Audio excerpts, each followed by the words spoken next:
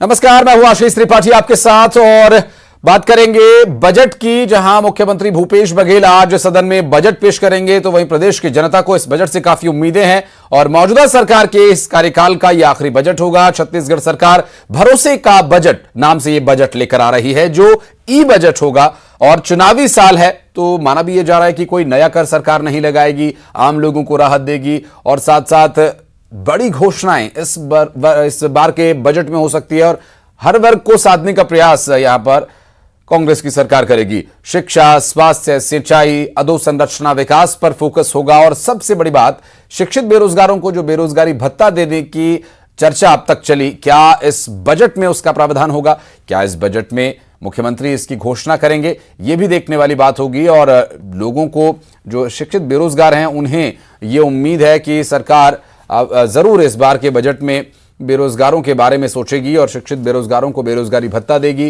या रोजगार प्रदान करेगी। ये भी एक गंभीर विषय रहेगा। साथ साथ किसानों के लिए क्या होगा, व्यापारी और व्यवसायियों के लिए क्या होगा, उद्योगपतियों के लिए क्या कुछ व्यवस्था हो सकती है, एक आम मध्यम वर्गीय नागरिक जो इनकम टैक्स पे करता है उसके लिए क्या कोई राहत होगी? कोई नया टैक्स तो सरकार नहीं लगाने वाली है। चूंकि चुनावी साल है तो अमूमन सामान्य तौर पर ऐसा ही होता है कि चुनावी साल का जो बजट होता है उसमें कोई नया कर सरकार नहीं जोड़ती जिससे लोगों पर कोई अतिरिक्त भार पड़े और किसी भी तरह की नाराजगी का सामना, जनता की नाराजगी का सामना उस पार्टी को करना पड़े, सत्ताधारी पार्टी को करना पड़े। तो ऐसे में इस वक्त जो चुनावी बजट जिसे कहा जाता है आम बोलचाल में, चूंकि चुनावी साल है और ऐसे में सरकार जो बजट लेकर आ रही है तो लोगों को आकर्षित करे ये बजट।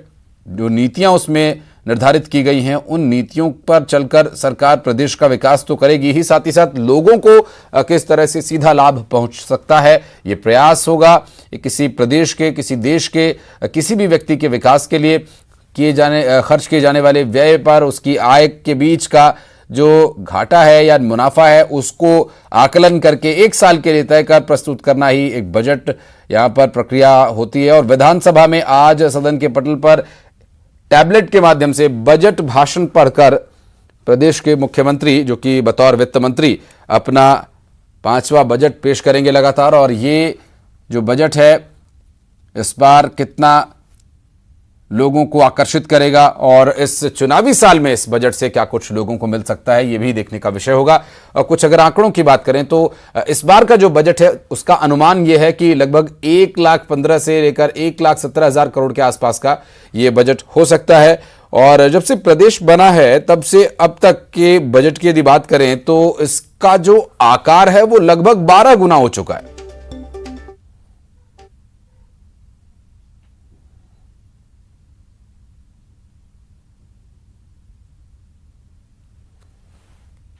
कोरोना में सारे कामकाज बंद हो गए और उसके बाद अब हम लोगों ने काम शुरू किया तो निश्चित तौर पर आप देखेंगे 14 जगह का विकसित हम लोगों ने कर दिया है। ट्राइबल टूरिज्म सर्किट के अंतर्गत हम लोग डोंगरगढ़ का काम हम लोगों ने हाथ में ले लिया है।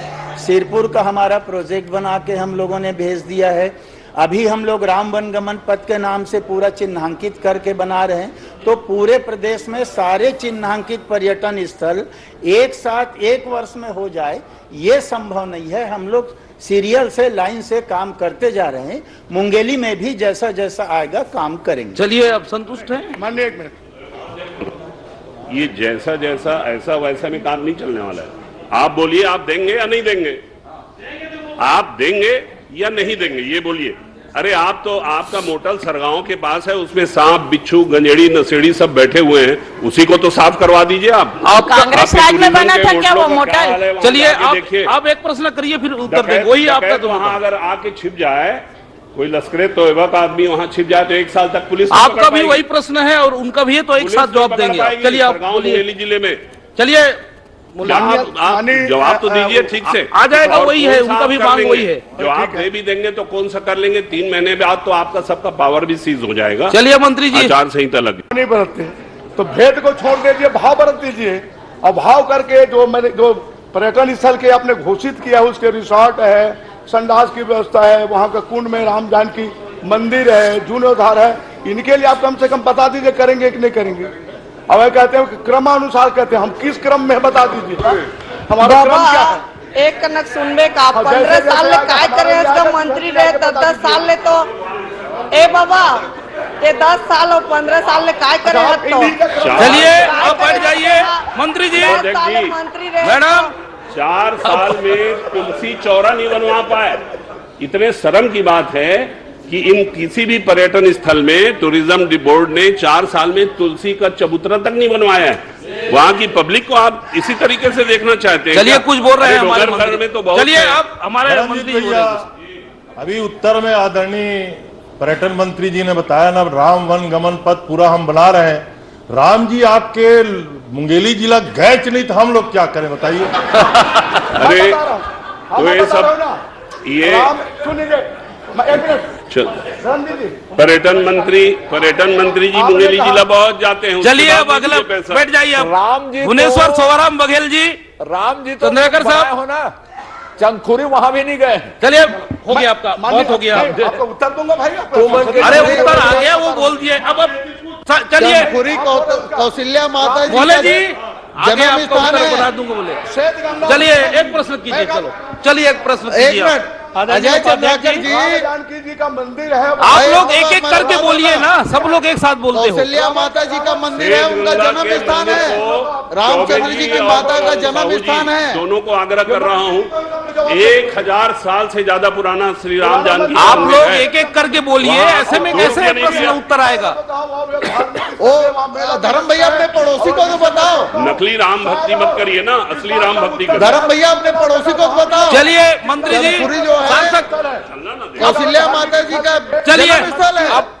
अब सोवाराम बघेल जी, बाबा आ गया, बाबा सब आ गया इसमें।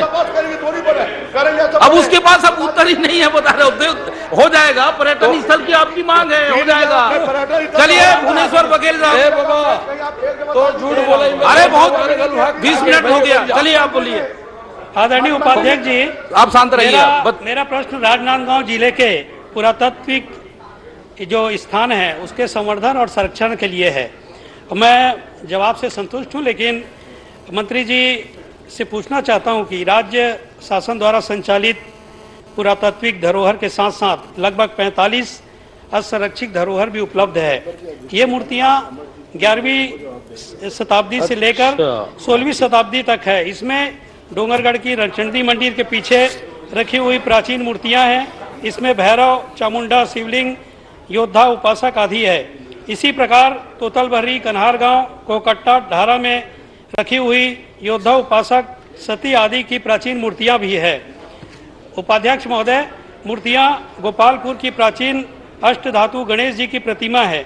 सिंगारपुर में बजरंगबली की प्राचीन प्रतिमा, खैरागढ़ में गातापार जंगल, लिमऊ टोला, लक्षणा गाड़ा घाट, कुकरापाट, प्रधानपाट आदि स्थानों में दुर्लभ प्राचीन प्रतिमा प्राप्त हुई है, जिन्हें चिन्हांकित कर शासन की रिपोर्ट प्रेषित किया गया है, जिसे जिले में ऐसी संरक्षित असंरक्षित धरोहर को पुरातत्व संचालनालय द्वारा रायपुर द्वारा निर्देश पर 2003 से अब तक लगभग 4 बार सर्वे किया जा चुका है। एक मिनट, ये प्रश्न कर रहे हैं कि जवाब दे रहे आप सीधा प्रश्न कीजिए। मैं प्रश्न कर रहा हूं, थोड़ा बताने के बाद प्रश्न लगा। चलिए आप सीधा प्रश्न कीजिए ना। मैं और आज का जो बजट है वो भरोसे का बजट है, ऐसा दावा किया जा रहा है सरकार की तरफ से। मुख्यमंत्री ने एक वीडियो भी सोशल मीडिया पर अपलोड किया था। हमारे साथ बातचीत करने के लिए वंदना राजपूत जी कांग्रेस से हैं और किरण बघेल हमारे साथ भारतीय जनता पार्टी से हैं और महिला मोर्चा के हैं, और तपेश चंद्र गुप्ता जी अर्थशास्त्री, आप सभी का बहुत स्वागत है। वंदना जी आपके पास आएंगे, आपकी सरकार है और चूंकि भरोसे का बजट इसे नाम दिया गया, तो सबसे पहले यही बताइए कि भरोसे का बजट क्या है?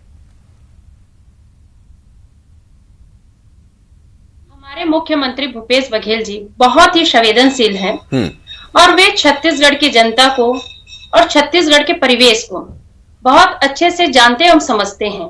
और ये जो बजट होगा छत्तीसगढ़ की जनता के लिए और छत्तीसगढ़ के हित के लिए रहेगा, ये मेरे को पूरा आशा और विश्वास है।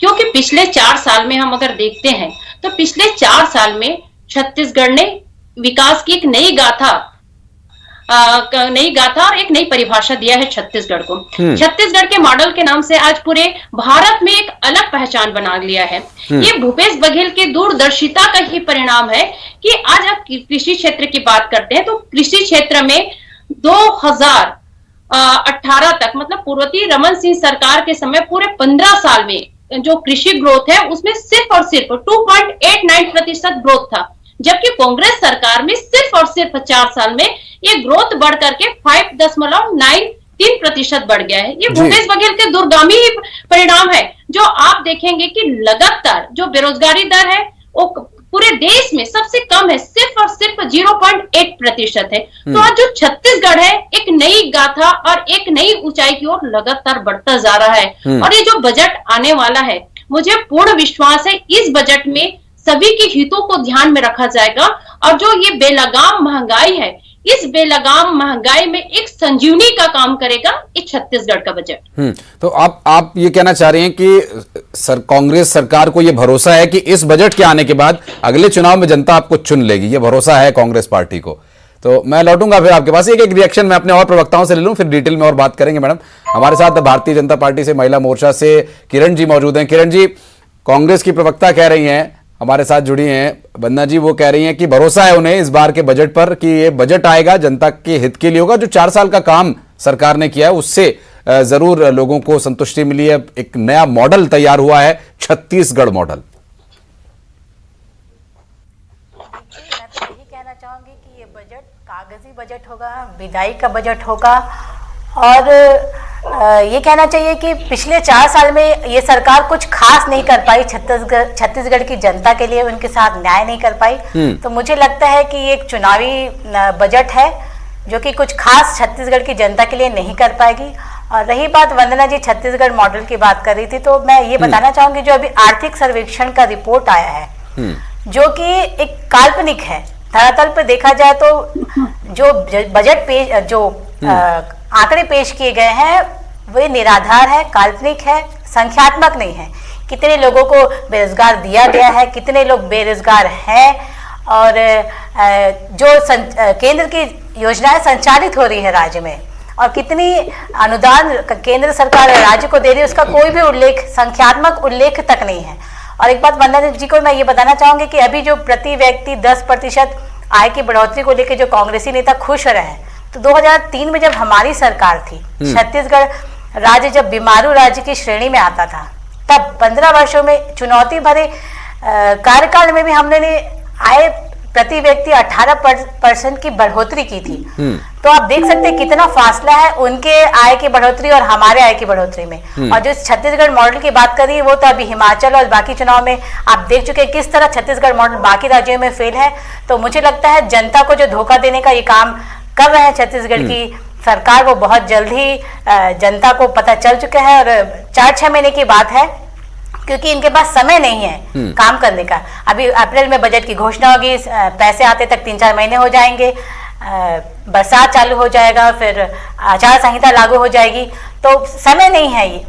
कुल मिलाकर ये चुनावी बजट होगा और धरातल पर इसका क्रियान्वयन होना असंभव है। ये सिर्फ कागजी बजट होगा। किरण जी, मुझे लगता है कम से कम आप बजट आने तो दीजिए। ठीक है, आप विपक्ष हैं, आप विरोध कीजिए, स्वाभाविक सी बात है, लेकिन कम से कम बजट तो आने दीजिए। हाँ, पिछले 4 साल की बातों को और आपकी सरकार के काम को आप कंपेयर कर सकते हैं, लेकिन बजट को लेकर कम से कम थोड़ा इंतजार मुझे लगता है आपको धीरज रख के करना चाहिए। मैं आऊंगा मैडम, फिर आऊंगा आपके पास, बहुत लाजमी है। जी, मैं आऊंगा मैम। मैं आर्थिक सर्वेक्षण के आधार पर आप बात रख रही है, मैं समझ गया। तपेश जी हमारे साथ हैं, मैं उनसे जरूर जानना चाहूंगा, प्रदेश की जनता को प्लीज आप समझाएं सर, क्योंकि जब से प्रदेश बना है लगभग 12 गुने का बजट हो गया है, इसका आकार बहुत बढ़ गया है, 1 लाख करोड़ से ज्यादा का यह बजट होगा। अब लगभग 1.25 लाख करोड़ के आसपास का बजट होने की उम्मीद है। आर्थिक सर्वेक्षण से जो अंदेशा लग रहा है, जिस तरह माननीय मुख्यमंत्री बोल रहे हैं सोशल मीडिया पर, वीडियोज में।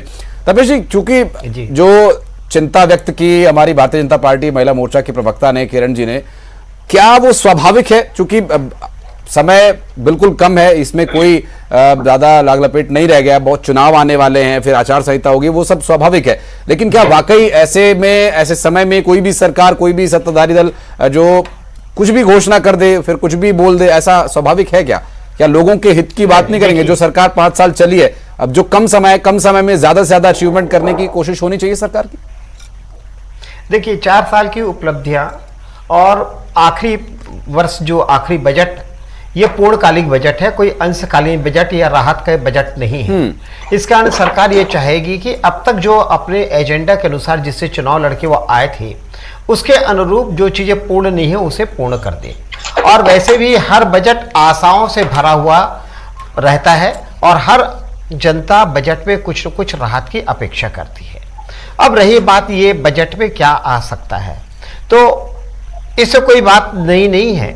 भूपेश बघेल जी जैसे शुरू से ही किसानों के लिए और कृषि के लिए समर्पित रहे हैं, तो इसके लिए प्रावधान रहेगा। दूसरा, आत्मानंद स्कूल, स्वामी आत्मानंद जी की स्मृति में जो स्कूलों का संचालन हो रहा है, तो इंग्लिश मीडियम के साथ साथ हिंदी मीडियम भी आ जाएगा।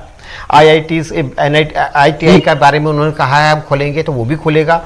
कुछ सामान्य कॉलेज भी खुलेंगे उच्च शिक्षा विभाग के अंतर्गत।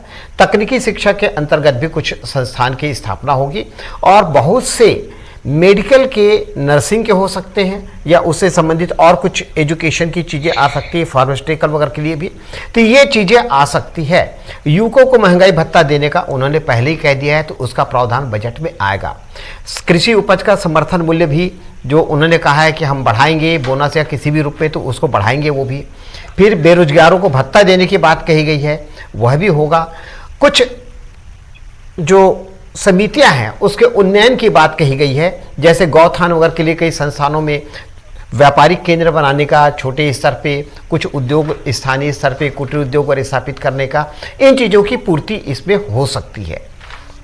सबसे बड़ी समस्या यह है कि तमाम आवश्यकताओं के साथ साथ अभी जोर सबसे ज़्यादा दिए जाने की आवश्यकता है, जिसमें मैं मान के चल रहा हूँ कि मुख्यमंत्री जी विशेष तौर पे ध्यान लेंगे कि जिस प्रकार से सामाजिक सुरक्षा खंडित हो रही है, लगातार कर्मचारी अधिकारी आंदोलन पे चल रहे हैं, तो इनकी भी संतुष्टि के लिए, चाहे वो नियमितीकरण की घोषणा हो, चाहे उनके महंगाई भत्ते की बातें हो, चाहे उनके HRA की बातें हो, तो कर्मचारी अधिकारियों को भी संतुष्ट करने का प्रयास किया जाएगा इस बजट में। महंगाई पर नियंत्रण कर पाना अब किसी के बस की बात नहीं है। मैं लगभग 45 वर्षों से बजट की समीक्षा करते आ रहा हूं, उसके अध्ययन करते आ रहा हूं। मैंने किसी भी वर्ष महंगाई को नियंत्रण कर लिया गया, इसको मैंने कभी नहीं सुना। मुरारजी देसाई के समय ही सिर्फ 2 रुपए 10 पैसे किलो में शक्कर स्वाभाविक नहीं है, क्योंकि इन्फ्लेशन का असर रहता है। इन्फ्लेशन बढ़ेगा तो वो महंगाई तो समय के साथ इन्फ्लेशन के प्रभाव में रहेगी। नहीं, वक्त के साथ तो महंगाई बढ़ती ही है, कभी कम नहीं होती महंगाई। इस कारण महंगाई का रोना या उसके बारे में कोई टीका टिप्पणी करना मैं उसे उचित नहीं मानता। ये प्रगति का एक पर्याय है। जब जब मूल्य बढ़ता है, देखिए मंदी की स्थिति में बाजार क्रैश हो सकते हैं, पर महंगाई के दशा में बाजार कभी क्रैश नहीं होगा, आप ये देख के रख लीजिएगा। हमारा बुनियाद इतना मजबूत है छत्तीसगढ़ का, हम आर्थिक संसाधनों से इतने परिपूर्ण हैं। हमारे यहाँ खनिज है, हमारे यहाँ वनोपज है, हमारे यहाँ पर्याप्त जल है, हमारे यहाँ विद्युत के साधन पर्याप्त हैं, और सबसे बड़ी बात यह है कि हमारे यहाँ का क्लाइमेट ना तो बहुत ठंडा है और ना ही बहुत ज्यादा गर्म है और ना ही बहुत ज्यादा बरसात होती है। सभी चीजों का संतुलन है। तो पर्यावरण के दृष्टिकोण से ये एक सकारात्मक पर्यावरण मिलता है और हम 7 राज्यों से जुड़े हुए हैं, भूमि मार्ग से जुड़े हुए हैं। इससे हमको अन्य आसपास के राज्यों से व्यापार मिलने की व्यापक संभावनाएं हैं। हमको उसके माध्यम से GST भी आ सकता है, उसके माध्यम से हमको अपनी GST मिल सकती है। रोजगार एम्प्लॉयमेंट के लिए हम लोगों को भेज सकते हैं, लोगों को ला सकते हैं, तकनीकी ज्ञान का सुविधाजनक तरीके से आदान प्रदान कर सकते हैं। तो हमको कोऑर्डिनेट करके चलने की आवश्यकता है राज्यों से मित्रवत। पर दुर्भाग्य से अभी कुछ कमजोरी हो गई होगी, कोई चूक हुई होगी कि इन सीमाओं पे अब स्मगलिंग होना शुरू हो गया। तो ये चीजें, ड्रग्स वगैरह की जो चीजें, नशीली दवाइयां आ रही है, इसको थोड़ा सा चेक करेंगे, ये निश्चित तौर पे करेंगे। समाज यही अपेक्षा कर रहा है। नक्सल नाम का जो कैंसर है वो भी कहीं प्रभावित करता है, और अगर सिर्फ नक्सल प्रभावित क्षेत्रों या नक्सली गतिविधियों को एक साइड में कर दें थोड़ी देर के लिए, अगर हम उस पर चर्चा ना करें, तो जो बातें आपने, जिन संतुलन का आपने जिक्र किया, वाकई वो प्रदेश की प्रगति के पथ पर ले जाने के लिए बहुत ही अपने आप में संपन्न है। लेकिन ये जो नक्सल नाम का कैंसर अभी छत्तीसगढ़ को नहीं छोड़ रहा है। देखिए सर, नक्सल कोई कैंसर नहीं है। नक्सल को भी नियंत्रण किया जा सकता है। जी, किया जा सकता है। यह है कि आज जरूर कहीं ना कहीं है, उस पर काम जरूर हुआ है। केंद्र सरकार, राज्य सरकार दोनों मिलकर उस पर एक्शन ले रहे, लेकिन थोड़ा बहुत असर उसका जरूर गाय बगाए देखने को मिल जाता है। संवाद की स्थिति बनने पे संतुलन होगा। जी, बिल्कुल सर, वो करना भी पड़ेगा। वंदना जी, अभी चूंकि जिस वक्त हम चर्चा कर रहे हैं, अब तैयारी चल रही है सदन में, अब से कुछ ही देर में मुख्यमंत्री ई बजट पेश करेंगे, टैबलेट के माध्यम से वो बजट भाषण पढ़ेंगे कि ये नया नवाचार होगा, यहाँ पर पेपरलेस होगा, पर्यावरण संरक्षण का एक संदेश देने का प्रयास।